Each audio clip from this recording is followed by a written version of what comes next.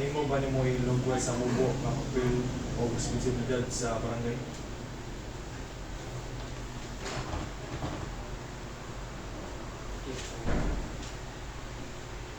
Ilugway sa mubo responsibilidad sa barangay. Sa mas nason yan dito, hindi magkapariho. Hindi rin lang yung dito. Responsibilidad. Tipo.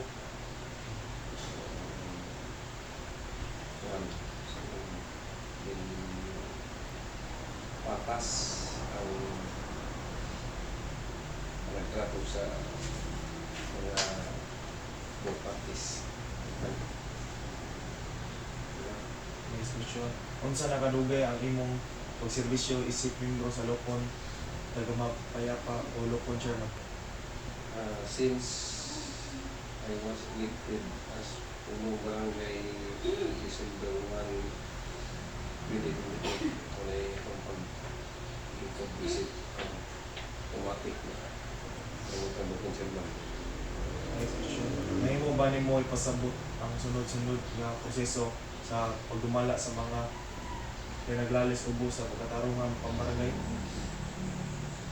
Ang proseso na mo gani, first yun, once na ang complainant mali, masinod din ang taong complainant na nagkastorya na ito primero, yung ako siya magpasabot kung sa ang asa siya nakita na tulong sa mo ang kwan, kung asa siya nakita mo, arriba sa article sa presenter, anak, pwede na cases na mga mubo na ikaw ang tula ko.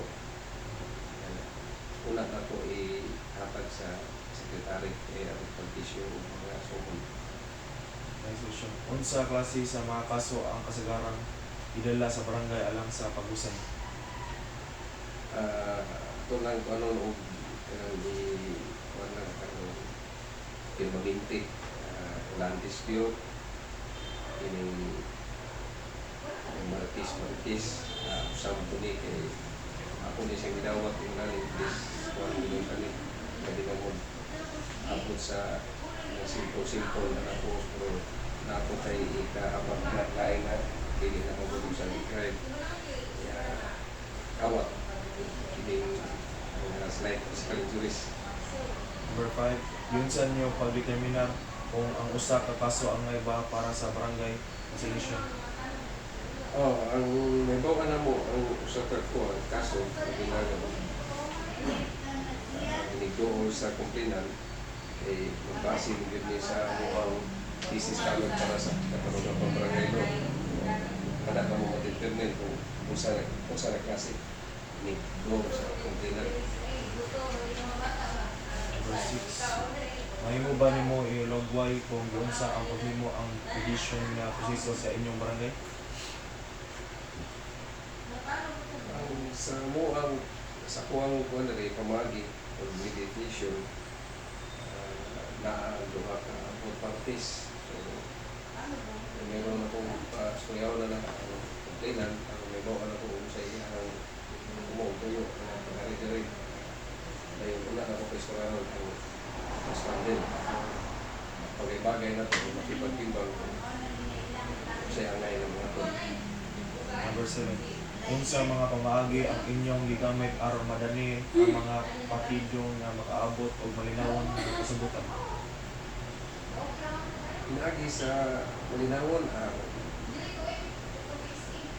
atong sagaran nga ritual kung madala nagbilakilakan Lodi, una yun, pagkuha sa ilangan both sides, ilangan yun, sa mga kasubok sa ilangan both parties, ako kung nangyatilan o Diyos mo na words, araw yun, danig yun sila mayo, malumoy, kasi.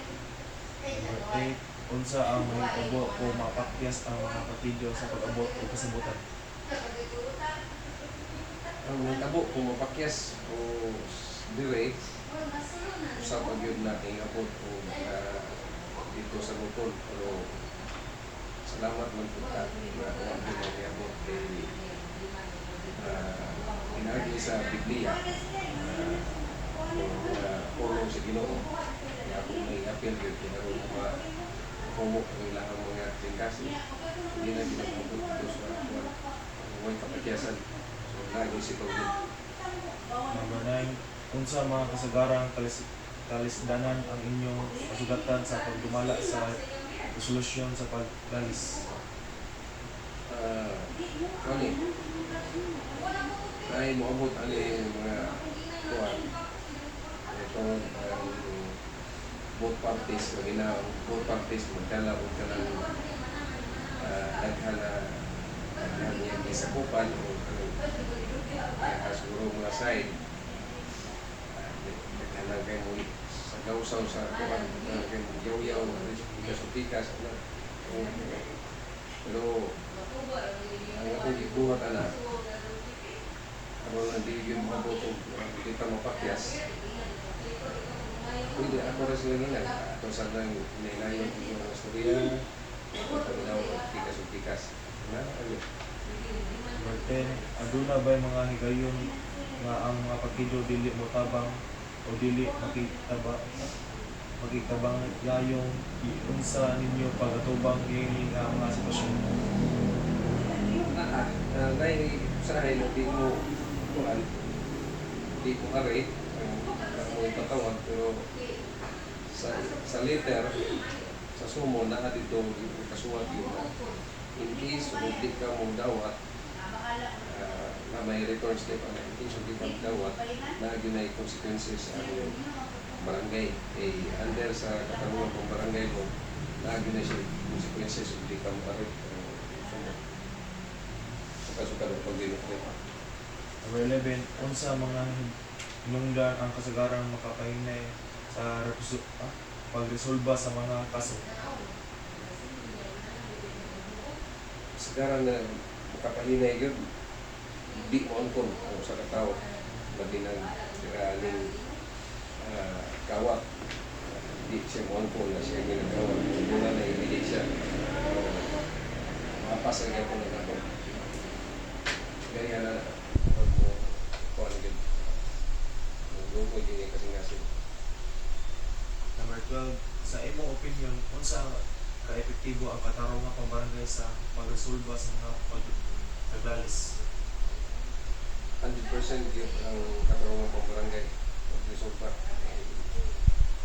Aron na dili na mabot sa taas. Number 13, yun sa nini nga sistema pagtabang sa mga pagpunhod sa mga kaso nga gidala sa korte. Lagi sa amo ang General Assembly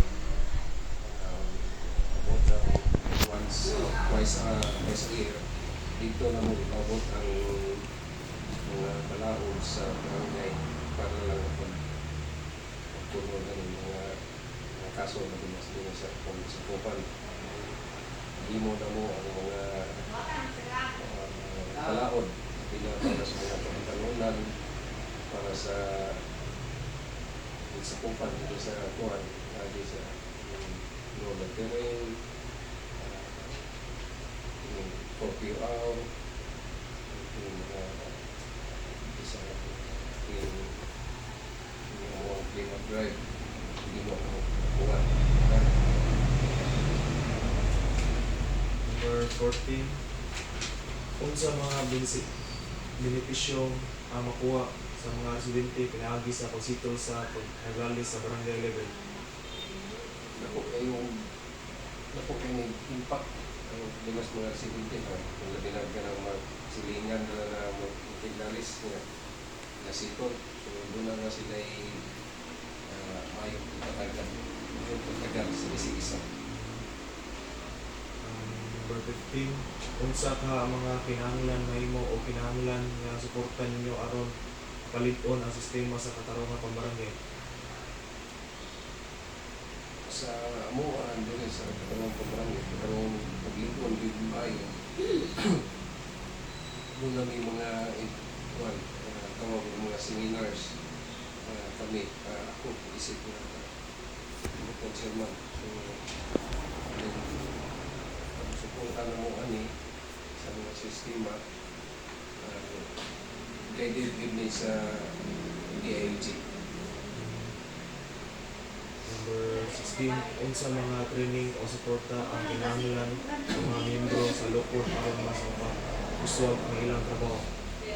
Ang among lupon, doon na sila yearly na training. Then doon na po na sila monthly na meeting ng atong mga lupon. So, para pag-enhance sa ilang mga capacity o kanang ilang pagdala sa lupon na pamayapa. Number 17, aduna pa ba kay gusto ipaambit bahin sa imong kasalatian sa pagdumala sa mga paglalis sa barangay? Gamay lang na pambit na po ako. Isip nyo ang chairman na lagi kanisdanan sa lupon chairman na binaon ang both parties dili bitaw maabot na po ang settlement mo na usa sa pangandoy sa usa ka barangay o sa talupon ang settlement wala lang ang member ang duha parties na binaon human nila og shake hands mailhan nila nasitol na. Unsa may mga panukap sa kanang about nanamo ba mga claim no? So, sa inyo dayon lang yun sa ginot o bago ni ang kuwat ang terminology kay ginawag gamot ninyo o maumana mo doon na namoy kandalan sa unidad isip doon isip luwa kay officer anak na rin ninyo ang makuhan matimbang kung sa gili ay kung sa gili pag sa gili yung pag-atag makalawag sa gobyerno para sa mga bataan o anak na ninyo makita sinati ko ninyo anak sinabi na makalingkod na mo isip na 4 days na nakatag mahimong yung mga pulis anak na ninyo makuhan kung sa inyo mga katunan sa eskwela anak na ninyo katunan ng pamalao sa inyo nasa komunidad makakuhan man na ninyo ang inyong eskwelahan na bilangin grade na bilay mga pamalaon ng subject na mga law. So, ato na ninyo maabuan sa implement yung mga naibawan. So, hindi masubay yung tanang ninyong masubay anas pamalaon taghan klase good luck na lang po sa mga Mga talas na